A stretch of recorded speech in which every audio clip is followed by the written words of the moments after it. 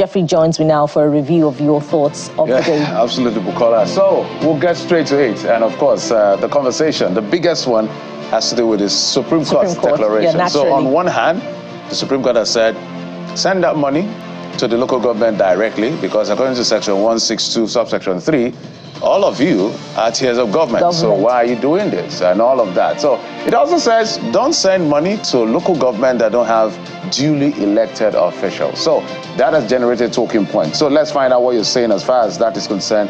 The Supreme Court is saying it's unconstitutional for governor to hold LG funds. Henry MD says, life is back to local government just like the way it was 4 decades ago. While we're growing up, local government is the bedrock of any reasonable government. Financial independence of local government is the most crucial decision by the Supreme Court in the recent history. And this next one is from Lion of Eziagu, I believe. And he says, even if local government autonomy is granted, what happens to the various state electoral commissions which are funded by the various state governments? It is still a futile cycle. There should be an independent electoral commission like INEC that will be in charge of the 35 states.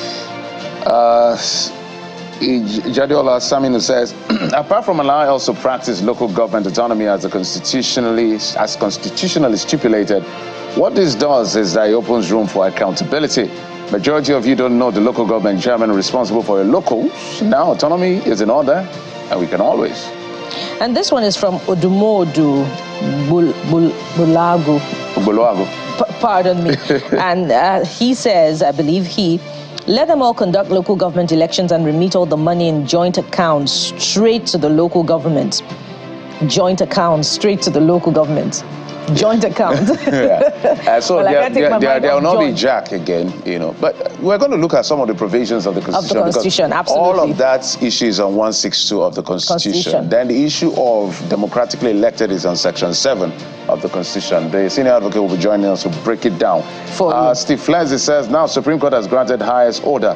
We now need to know when LG start getting those allocations directly from FG. So each community will go after their local government chairman.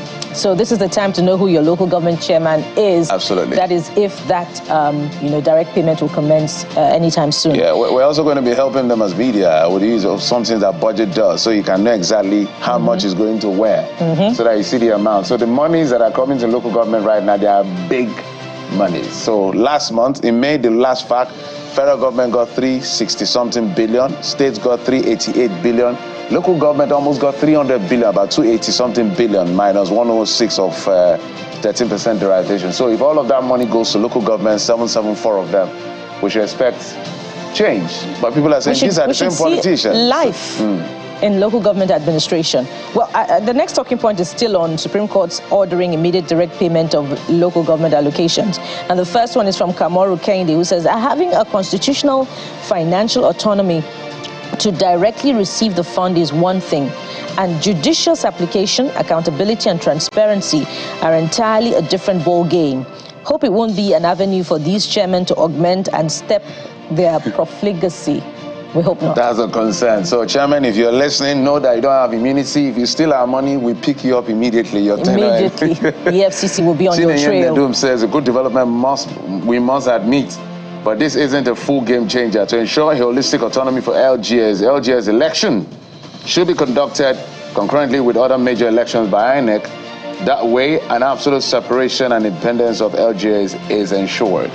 And then this next one is from Noel Ugot, who says, okay, let's go to other talking points. Yeah, the former minister of power that was reportedly collapsed in court. Yes, we understand it was to be arraigned and it collapsed. Yeah. So the first talking point is from Big Angel, who says, once it's time to start accounting for embezzlement of public funds, the persons or politicians in question start collapsing. This collapsing has been such a culture that even if they collapse for real, we don't even know anymore. You can't tell the difference. All right. Avu Sadek says, these people find fainting while going through investigation for their mismanagement of public funds, allegedly, we must say, as a way of escaping further interrogation.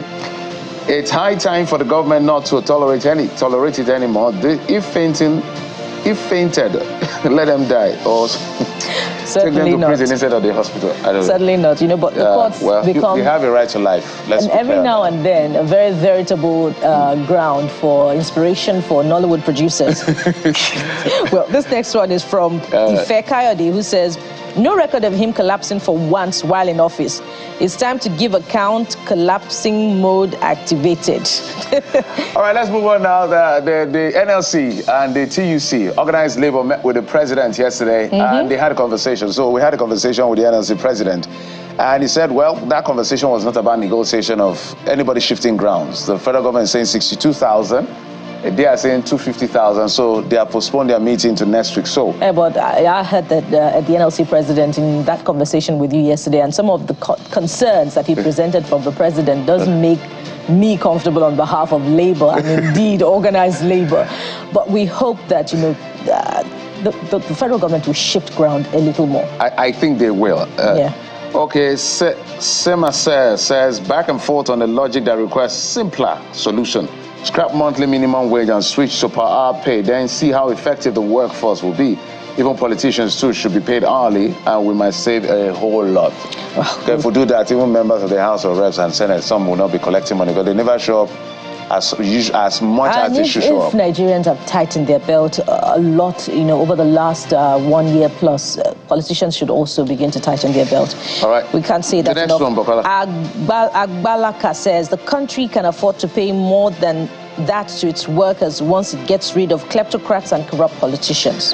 Okay, I think that is the much we can take as far as the conversation on X is concerned. So we thank you so much for bringing your thought through. Bring it on. WhatsApp number on X will aggregate it, amplify it right here on the morning brief. And we're starting off with the very first big talking point, the Supreme Court's verdict on local government autonomy. We're going to break it down for you and ask those questions agitating your minds as regards the implication of this ruling. So join us. We're starting right away.